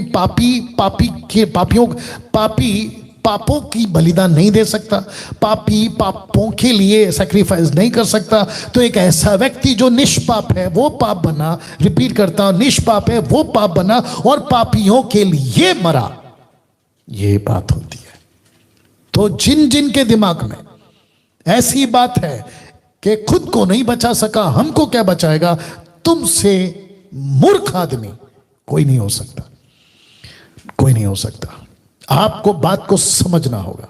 एक छोटा सा एग्जांपल आपके दिमाग में डालना चाहता हूं। यार फिनिश कर ले, जो भी कर रहा है कर ले, फटाफट बोलो उसको। जी मैंने कहीं तो पढ़ा था और कहीं तो सुना था, आपने भी शायद पढ़ा, ध्यान दीजिएगा। एक बाप एक ऐसे काम करता था कैबिन में, जिसका काम था को ज्वाइन करना या कनेक्ट करना जब ट्रेन उस पटरी से गुजर रही होगी, इसका वो काम था। ये निकला घर से तो उसके बच्चे ने कहा कि मैं भी चलूंगा। बड़ा जिद किया, कहानी को शॉर्ट कर रहा हूं, बड़ा जिद किया, बाप जैसे तैसे उसको लेकर चला गया। और जब वो लोग जा रहे थे तो ऐसा हुआ कि ट्रेन की जो आवाज है वो सुनाई थी। बाप भागा। बाप ने कहा कि अगर लेट हो गया मैं बटन नहीं दबा पाऊंगा ताकि ट्रेन को गुजरने के लिए पटरी बन सके। बाप भागा और बाप ने कहा कि तू यहीं पे रुकना, मैं अपना काम करके आ रहा हूं। लेकिन जैसे ही बाप भागा तो बच्चे को यह पता चला कि मैं यहां नहीं रुक पाऊंगा, मुझे भी बाप के पीछे भागना है, और वो भागा। और ऐसी घटना घटी, टाइमिंग ऐसा हुआ कि वहां बटन दबाना था पटरी को ज्वाइन करना, और यहां पे बच्चे का उस पटरी के नीचे या बीच में आकर फंसना था। वो टाइमिंग एक हो गया, और ट्रेन का जो वक्त है वो भी उसी के ऊपर से गुजरने का टाइमिंग भी, ये 3 टाइम एक साथ आ गए। अब प्रश्न उठता है कि बच्चा मर जाएगा, बाप के हाथ में बटन है, क्या करना चाहिए। तो बाप ने तय किया कि अगर मैं बटन को फिर दबाऊंगा फिर पटरी अलग होगी, ट्रेन नहीं गुजर पाएगी, और ट्रेन के अंदर जितने पैसेंजर है 100 200 1000 जो भी है, ये सारे के सारे मर जाएंगे। किसके चलते? एक बच्चे के चलते। तो उस बाप ने उस वक्त में ये तय करा कि बच्चे को मरने देता हूं ताकि इन सब की जान बच जाए, क्योंकि उसमें काफी बच्चे और भी होंगे। अब आप सोचिए, बच्चे को मरने दिया ताकि ट्रेन गुजर सके। ट्रेन गुजर भी गई, बाकी लोग बच भी गए, लेकिन जब वो ट्रेन गुजर रही थी तो उस बाप को पता है कि मैंने क्या खोया। और जो ट्रेन के अंदर बैठे, जो चाय कॉफी कुछ ना कुछ खा रहे पी रहे, वो उसकी कैबिन की तरफ देखकर बोल रहे कि देखो ये वो आदमी है जिसने हमको, है ना, बटन दबाकर ट्रेन को जाने के लिए। कोई हंस रहा होगा, कोई कुछ कर रहा होगा, कोई उसके कपड़े पे कुछ बोल रहा होगा, XYZ। लेकिन उस सफर में किसी को नहीं पता चला कि इस कैबिन में पड़ा व्यक्ति ने क्या कीमत चुकाई है। वैसे ही उस ऊपर बैठा परमेश्वर ने जो इतनी बड़ी कीमत चुकाई, संसार इसको नहीं जानता और उनको लगता है ये तो क्रिश्चियन धर्म है, ये तो क्रिश्चियनिटी है, इनका भगवान 2000 साल पहले पैदा हुआ बालक बनकर और खुद को नहीं बचा सका। 33.5 साल की उम्र में क्रूस पे इनको राजा ने मार दिया, पिलातुस ने, और ऐसा करके इनका मर गया। और फिर किसी ने कहा कि यीशु 3 दिन के बाद जिंदा हो गया, बस ये उस धर्म को लेके चले। मूर्खता है। हम किसी धर्म को लेके नहीं चल रहे, हम किसी प्रकार की कहानी को लेके नहीं चल रहे। यीशु फिर वापस कहता हो, कानों को खोल के सुनो। आप लोगों को इस वीडियो पे अगर नीचे कमेंट्स में अपनी उल्टी करना है तो कर सकते हो, कोई फर्क नहीं पड़ता है मुझे। वापस कहता हूं, कानों को खुला रख के सुनो। उस ऊपर बैठे परमेश्वर ने यह तय किया मुझको, आपको, मानव जाति को बचाने के लिए कि एक निष्पाप, निष्कलंक, स्पॉटलेस, किसी प्रकार का कोई दाग नहीं, किसी प्रकार का कोई पाप नहीं, एक ऐसे मेमने को दुनिया में भेजे और उसका लहू मानव जाति के लिए बहाया जाए। लेविटिक्स 17:11, व्यवस्था 17:11, जो कि कहता है कि लहू में प्राण है, लहू में प्राण है। तो यीशु ने अपना प्राण दिया। कैसे? लहू बहाकर। देख लीजिएगा, लिखा है रक्त बहाया, लहू बहाया, लहू बहाया। तो यीशु मरा और ये वो गडरिये थे जो ऐसे मेमनों को बचा के पाल के बलि के लिए रखते थे। तो लिखा है कि इनको खुशी हुई। बोला हो, मतलब दानियल वाला प्रोफेसी आज पूरा हो गया। तो लिखा है, रख दे रहा हूं, आज दाऊद के नगर में तुम्हारे लिए एक उद्धारकर्ता जन्म ले चुका है, यही मसीह प्रभु है। तो लिखा है वचन 13 में, तब एकाएक उस स्वर्गदूत के साथ स्वर्गदूतों का दल परमेश्वर की स्तुति करते हुए यह कहते दिखाई दिया, आकाश में परमेश्वर की महिमा, पृथ्वी पर उन मनुष्यों में जिनसे वह प्रसन्न है शांति हो, जिनसे वो प्रसन्न है शांति हो। तो ये स्वर्गदूत और स्वर्गदूतों का दल परमेश्वर की स्तुति, और कहते हैं आकाश में परमेश्वर की महिमा, इन द हेवन, आकाश में परमेश्वर की महिमा और पृथ्वी पर मनुष्यों में जिनसे वो प्रसन्न है शांति हो। क्यों? क्योंकि स्वर्गदूतों का दल ये मैसेज लेकर आया, अब किसी सैक्रिफाइस की जरूरत नहीं है। और सारे स्वर्गदूत मिलकर परमेश्वर की स्तुति कर रहे, महिमा कर रहे। कितने लोग समझ रहे मैं क्या बात कर रहा हूं? और जिसके चलते ये मैसेज स्वर्गदूतों को पता चला, माफ करें, गडरियों को पता चला। बोला ओह, तो ये वो गडरिये थे, गडरिये का यीशु को मिलना। ये वो गडरिये थे जो समझ गए थे कि अब पर्दा फटने वाला है। 30 साल के बाद एक बच्चा आएगा, 30 साल के बाद एक सैक्रिफाइस होगा, 30 साल के बाद, यानी यीशु की बात कर रहा हूं। और 30 साल क्यों, मैं रखूंगा आगे। 30 साल के बाद एक बच्चा आएगा और जिसको जॉन द बैप्टिस्ट कहता है, दूर से देखकर, देखो यही है जगत का मेमना, लैम्ब ऑफ द वर्ल्ड, जो खुद को बलि करेगा, सैक्रिफाइस करेगा। तो जिसके चलते ये गडरिये भागते हैं और यीशु को मिलने आते हैं। तो कहां लिखा है? लीजिए वचन 15, लिखा है कि जब स्वर्गदूत उनके पास से स्वर्ग को चले गए तो गडरियों ने आपस में कहा, आओ, लिखा है आओ हम बैथलेहम जाकर ये बात जो हुई है और जैसे प्रभु ने हमें बताया देखो। देखो वचन 16, उन्होंने तुरंत जाकर मरियम, यूसुफ को, चरनी में उस बालक को पड़ा हुआ देखा। जैसे स्वर्गदूत ने कहा था वैसे देखा। ओ फोटो रख देता हूं वापस से। ये देखिए, ये आए, मरियम को देखा, स्वर्गदूत को देखा, माफ करें जोसेफ को देखा, बालक को देखा। तो लिखा है गडरियों ने पास आकर और कहा कि चरनी में, उन्होंने तुरंत आकर मरियम को, यूसुफ को चरनी में उस बालक को पड़ा हुआ देखा। वचन 17, उन्हें देखकर उन्होंने वह बात जो इस बालक के विषय में उनसे कही गई थी प्रकट की, उनको बताया। स्वर्गदूत, माफ करें, गडरियों ने जोसेफ और मैरी को, यूसुफ और मरियम को सब कुछ बताया। स्वर्गदूत दिखाई दिया, स्वर्गदूतों का दल दिखाई दिया, ऐसे ऐसे कहा और देखा, कहा कि ये मसीहा है, ये मसीहा है। वचन 18, सब सुनने वालों ने उन बातों से जो गडरियों ने उनसे कही आश्चर्य किया। आश्चर्य, मार्वलस, आश्चर्य। क्यों ऐसा?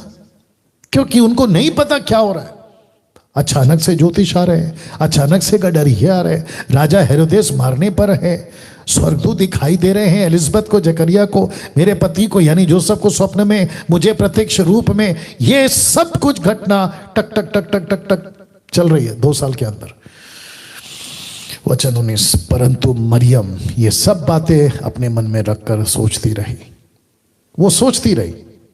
और वचन 20, गडरिये जैसा उनसे कहा गया था वैसा ही सब सुनकर और देखकर परमेश्वर की महिमा स्तुति करते हुए लौट गए।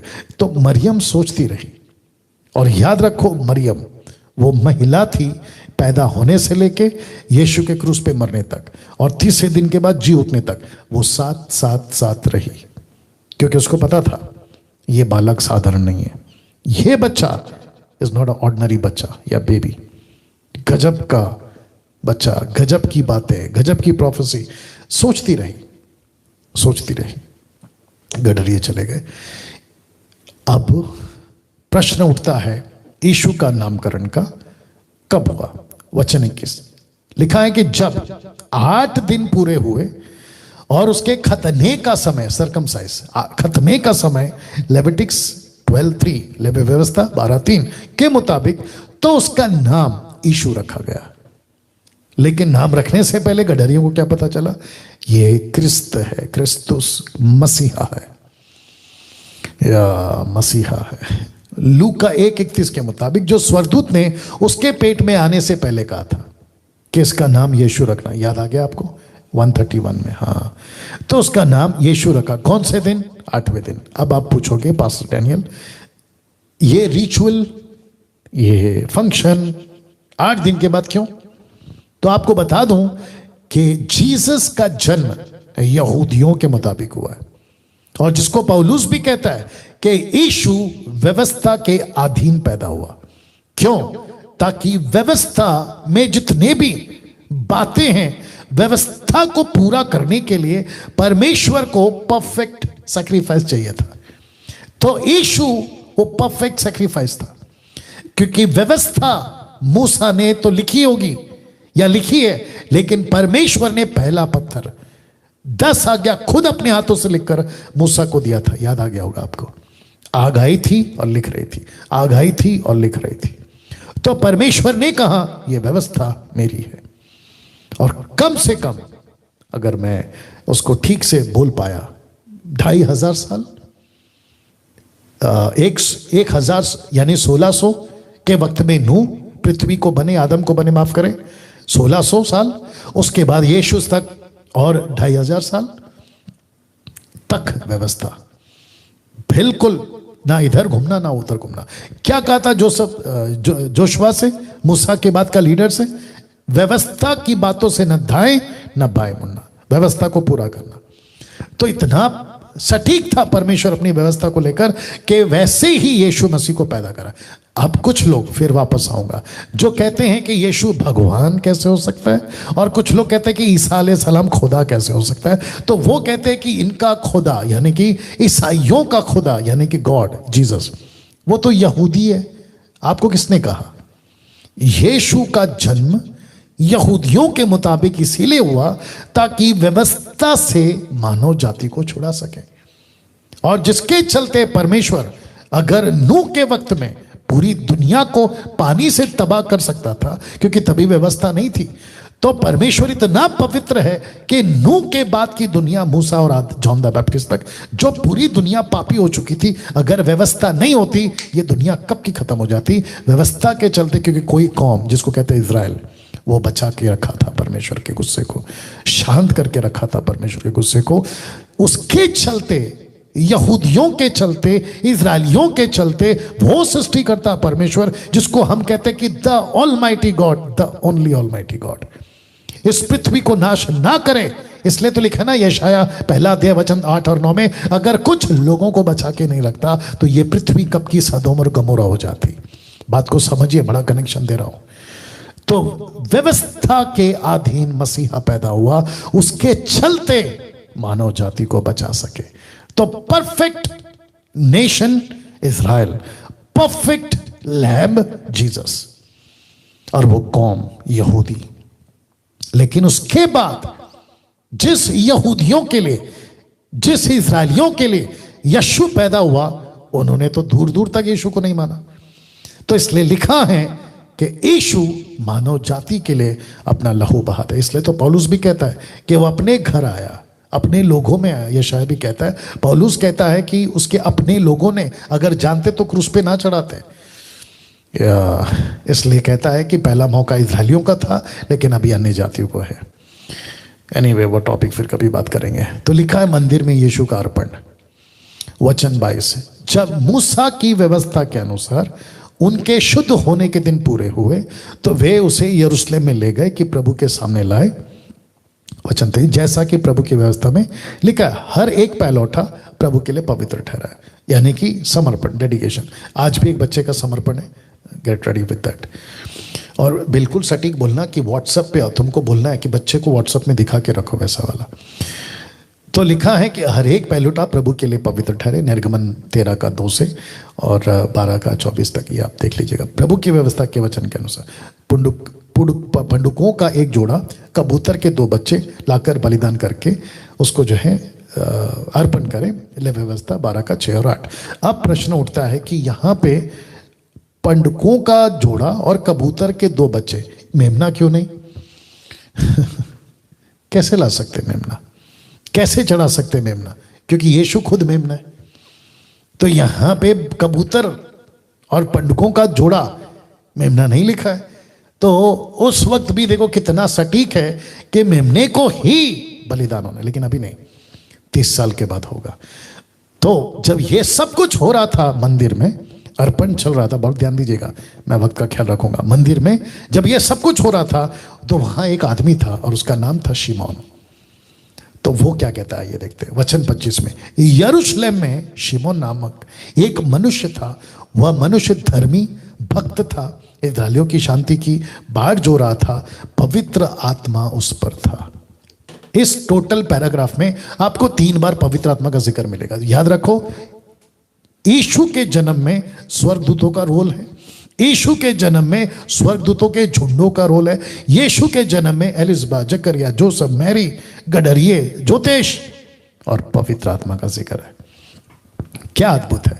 तो पवित्र आत्मा ने शिमोन से कहा, साइमन से कहा, वेट कर, वेट कर। तो वो शांति की बाढ़ जो रहा था, उद्धार हो जाए, उद्धार हो जाए। तो लिखा है वचन 26 में, पवित्र आत्मा द्वारा उस पर प्रकट हुआ था कि जब तक वह प्रभु के मसीह को देख ना ले तब तक मृत्यु को ना देखेगा। ओ ओ ओ ओ ओ ओ, इसका मतलब है कि ये बुजुर्ग साइमन, फोटो देख लीजिएगा, ये बुढ़ा हो गया है, लेकिन पवित्र आत्मा कहता है कि जब तक तेरी आंखें मसीहा को ना देख ले तब तक तू नहीं मरेगा। बाढ़ आने दो, सुनामी आने दो, क्या कहते हैं, भूकंप आने दो, कुछ भी होने दो, या फिर आपका कोरोना वायरस, तू नहीं मरेगा। क्या अद्भुत है नहीं? और इसी को मेरे को यह बात सीखने मिलती है कि जिसके ऊपर परमेश्वर का आत्मा लीड करता है, वो चाहे किसी भी दुनिया के कोने में हो, जब तक परमेश्वर उससे अपना काम नहीं करवा लेता वो बंदा नहीं मरेगा। ये बात सीखने मिली। अब इसको देखो, वचन 27, वह आत्मा के सिखाने से मंदिर में आया। अब आप नहीं समझे ना, मैं रखता हूं इसको। सोच के देखिए, प्रतिवर्ष, हर साल, हर हफ्ता, हर महीना, हर दिन एक एक बच्चा आता होगा अर्पण के लिए। तो साइमन सोचता होगा ये है क्या, ओके नहीं है, अच्छा ये है क्या, ओके नहीं है, अच्छा ये है क्या, नहीं है। ऐसे कितने बच्चे उसके सामने से जाते होंगे, लेकिन पवित्र आत्मा ने कभी भी उसको लीड नहीं किया। लेकिन एक दिन लिखा है वह आत्मा के सिखाने से मंदिर में गया। तो पवित्र आत्मा ने कहा कि देखिए जो कपल्स जा रहे हैं ना, जोसेफ और मैरी, ये जो बच्चा इनके हाथ में है ना, ये वही है जिसके लिए मैंने तेरे को जिंदा रखा है। ओ ओ ओ ओ ओ ओ। तो लिखा है कि वो आत्मा के सिखाने से मंदिर में आया, और जब माता पिता उस बालक यीशु को भीतर लाए कि उसके लिए व्यवस्था की रीति के अनुसार करें, वचन 28, तो उसने उसे अपनी गोद में लिया। इसलिए फोटो देख लीजिए, उसने उसको अपनी गोद में लिया और क्या कहा देखो, परमेश्वर का धन्यवाद करके कहा। वचन 29 में, हे स्वामी अब तू अपने दास को अपने वचन के अनुसार शांति से विदा करता है, क्योंकि मेरी आंखों ने तेरे उद्धार को देख लिया है। उसने ऐसा नहीं कहा, ध्यान से सुनना, हिंदू मुस्लिम सिख ईसाई बुद्धिस्ट पारसी आदिवासी जितने भी तुम लोग हो, उसने ऐसा नहीं कहा कि ईसाइयों के खुदा को देख लिया, उसने ऐसा नहीं कहा कि क्रिश्चियनिटी के गॉड को देख लिया। लिखा है कि मेरी आंखों ने तेरे उद्धार को देख लिया, सैल्वेशन को देख लिया है। लिखा है 31 में, जिसे तूने सब देशों के लोगों के सामने तैयार किया कि वह अन्य जातियों को प्रकाश देने के लिए ज्योति और तेरे नीज लोग इजरायलियों की महिमा हो। तो पैसिफिक सटीक प्रोफेसी के तौर पे पवित्र आत्मा से भरकर यह संदेश देता है कि यह बच्चा माता पिता की गोद से उठाकर अपनी गोद में लेकर कहता है यह बच्चा जगत का उद्धार करता है। अब बताइए कैसे जुटला सकते हैं आप लोग, कैसे इसको नजरअंदाज कर सकते हैं कि क्रिश्चियन का भगवान है, ईसाइयों का खुदा है, कैसे बोल सकते हैं आप लोग? नहीं बोलना चाहिए। यह जगत का उद्धार करता है। 33, उसका पिता उसकी माता इन बातों से जो उसके विषय में कही जाती थी आश्चर्य करते थे। मरियम सोचती रही, लिखा है आश्चर्य करते थे। तब शिमोन ने उनको आशीष देकर उसकी माता मरियम से कहा, देख, मां के पास आ गए, देख वो तो इजरायलियों में बहुतों के गिरने और उठने के लिए, शब्द पे ध्यान देना, एक ऐसा चिन्ह होने के लिए ठहराया गया है जिसके विरोध में बातें की जाएगी। ओ ओ ओ ओ ओ ओ, ऐसा कौन सा माँ बाप बच्चे को समर्पण करने जा रहे हैं मंदिर में, ऊपर से व्यवस्था के अधीन सब कुछ कर रहे हैं। एक आदमी आता है पवित्र आत्मा से भरकर और कहता है कि तेरे बच्चे के बारे में विरोध होगा, तेरे बच्चे के बारे में तेरे बच्चे के विरोध में बातें की जाएंगी। शाबाशी नहीं, बेटा कितना खूबसूरत है, अरे कितना गोरा है, अरे कितना अच्छा आंख है, नाक है, ना ना ना ना ना, कहता है जिसके विरोध में बातें की जाएगी। Can you believe this? मैंने कल क्या प्रचार किया था एसएसडी में, लेसन नंबर 10 में, यीशु के नाम से लोगों को नफरत होगी, यीशु के प्रचार से लोगों को नफरत होगी, यीशु के आगमन से लोगों को नफरत होगी, यीशु की टीचिंग से लोगों को नफरत होगी। तो लिखा है कि जिसके विरोध में बातें की जाएगी, वरना तेरा प्राण भी तलवार से वार पार छिप जाएगा, इससे बहुत हृदयों के विचार प्रकट हो जाएंगे। तो यीशु को लेकर उसने ये जरूर कहा जगत का उद्धार करता है, देख लो जगत का उद्धार करता है। लेकिन अगले पर मां को कहता है इसके बारे में बातें की जाएगी, कैसी? अच्छी नहीं, विरोध में बातें की जाएगी। यीशु ऐसा है, यीशु ऐसा है, उसके अंदर दुष्ट आत्मा है, वो पागल है। यूहन्ना 10:20, यीशु को पागल बोला है लोगों ने। अब मुझे बताइए अगर यीशु को पागल बोल सकते हैं तो उसके फॉलोअर्स को पागल नहीं बोलेंगे?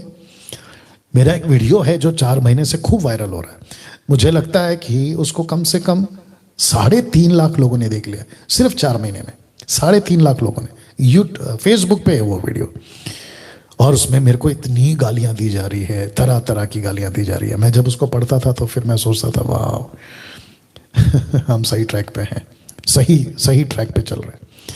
यीशु के विरोध में बातें की जाएगी, तो जब यीशु के विरोध में बातें की जाएगी तो मुझ जैसे 10% जो यीशु के प्रचारक है हमारे विरोध में भी बातें की जाएगी।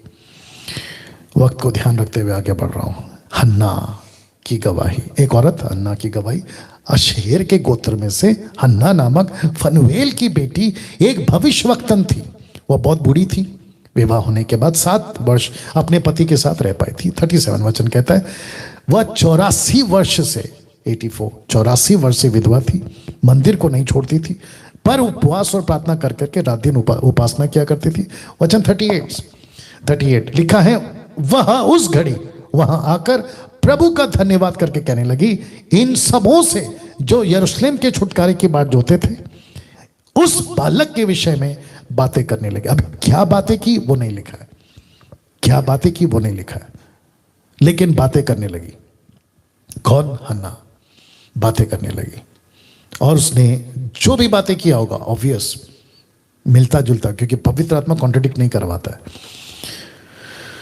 नासरत को लौटना 90 किलोमीटर या जो भी सफर उस वक्त में होगा। जब वे प्रभु की व्यवस्था के अनुसार सब कुछ पूरा कर चुके तो गलील से अपने नगर नासरत को फिर चले गए।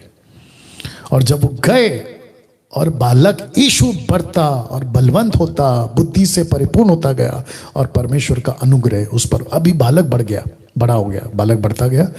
और कितना बड़ा हो गया मैं वो भी बताऊंगा, ठीक है ना। लिखा है बालक यीशु बढ़ता, बलवंत होता, बुद्धि से परिपूर्ण होता गया और परमेश्वर का अनुग्रह उसके ऊपर था। बालक यीशु मंदिर में कौन सी उम्र में बता रहा हूं, 41। उसके माता पिता प्रतिवर्ष, याद रखो प्रतिवर्ष, हर साल आना जाना, नासरत से बैतलहम, यरूशलेम, यरूशलेम से नासरत, कितना किलोमीटर आपने मैंने बता दिया। और कैसे? चल चल कर। तो प्रतिवर्ष फसह के पर्व में यरूशलेम जाया करते थे। 42 कहता है जब यीशु 12 वर्ष का था, 12 साल का, तो वे पूर्व की रीति के अनुसार, माफ करें पर्व की रीति के अनुसार यरूशलेम को गए। 43 जब वे उन दिनों को पूरा करके लौटने लगे तब बालक यीशु यरूशलेम में रह गया, पर्पसली, जानबूझकर रह गया। उसके माता पिता नहीं जानते थे, यूसुफ और मरियम नहीं जानते थे। 44 ये समझ कर कि वह अन्य यात्रियों के साथ होगा, एक दिन का पड़ाव निकल गया और वे उसे अपने कुटुंबियों, जान पहचान वालों में ढूंढते रहे। कहाँ? गलील में, नासरत में, नॉट यरूशलेम में, नासरत में ढूंढते रहे। अब देखो बच्चा रह गया यरूशलेम में, लिखा है ना, यरूशलेम में रह गया। माँ बाप चले गए, उनको लगा कि बच्चा नहीं दिख रहा है, मतलब यीशु नहीं दिख रहा है, तो रिलेटिव्स के साथ होगा, दोस्तों के साथ होगा, बाकी यात्रियों के साथ होगा। तो लिखा है कि वो ढूंढते रहे। अब वचन 45 पर जब नहीं मिला तो ढूंढते ढूंढते यरूशलेम को लौट गए। तो वापस आए, जब नहीं मिला तो यरूशलेम को लौट आए। और ये बात को रखने के लिए ये सब कुछ हो रहा है 46 में। लिखा है 3 दिन के बाद उन्होंने उसे, देखो ढूंढ रहे हैं वो अलग, मैं रिपीट करता हूं, ढूंढ रहे वो दिन अलग। और जब ढूंढते ढूंढते यरूशलेम पहुंचे, यरूशलेम पहुंच के 3 दिन के बाद, अब आप समझ गए होंगे, तो लिखे 3 दिन के बाद उन्होंने मंदिर में उपदेशकों के बीच में बैठे, उनकी सुनते, अब जरा शब्द पे देना, उनसे प्रश्न करते हुए पाया। 12 साल का लड़का उनके बीच में, किसके बीच में? नॉर्मल लोगों के नहीं, उपदेशकों के बीच में, जो बाइबल टीचर थे, व्यवस्था के टीचर थे, निकोदेमुस टाइप, ऐसे लोगों के बीच में बैठे, उनकी सुनते। और जब सुना, ध्यान दीजिएगा, जब सुना तो कुछ खटका, कुछ नहीं बहुत कुछ खटका, तो प्रश्न किया। तो उनसे प्रश्न करते हुए पाया 47 जितने उनकी सुन रहे थे वे सब उसकी समझ और उसके उत्तरों से चकित थे, उसकी नॉलेज और उसके उत्तरों से चकित थे। क्योंकि आपने ठीक अभी पढ़ा, वापस जा रहा हूं पीछे से, लिखा है बालक यीशु बढ़ता, बलवंत होता, बुद्धि से परिपूर्ण होता गया और परमेश्वर का अनुग्रह उसके ऊपर था। तो 12 साल का लड़का नॉलेजेबल हो गया, 12 साल का लड़का नॉलेजेबल हो गया। मुझे कभी कभी कॉल आता है 30 साल, 40 साल, 50 साल, 70 साल के बुढ़ा बुढ़ी, अंकल आंटी, ब्रदर सिस्टर का, पास्टर जी हमको ये वचन नहीं समझ रहा है, हमको समझा दो। तो मैं पूछता हूँ कितने साल से बाइबल पढ़ रहे? अरे वो तो हम बचपन से पढ़ रहे, अरे वो तो हम 20 साल से। अब बताइए आप लोग, 12 साल का लड़का यीशु, 12 साल की उम्र में लड़का यीशु, क्या लिखा है? ओ सॉरी, हाँ रख रहा हूं लिखा है 12 साल का लड़का उसके उत्तरों से चकित होते थे। कहाँ गया? हाँ ये वाला, चकित होते थे। बोला अरे बाप रे, उसको नॉलेज, 12 साल का, उसके उत्तरों से चकित होते थे।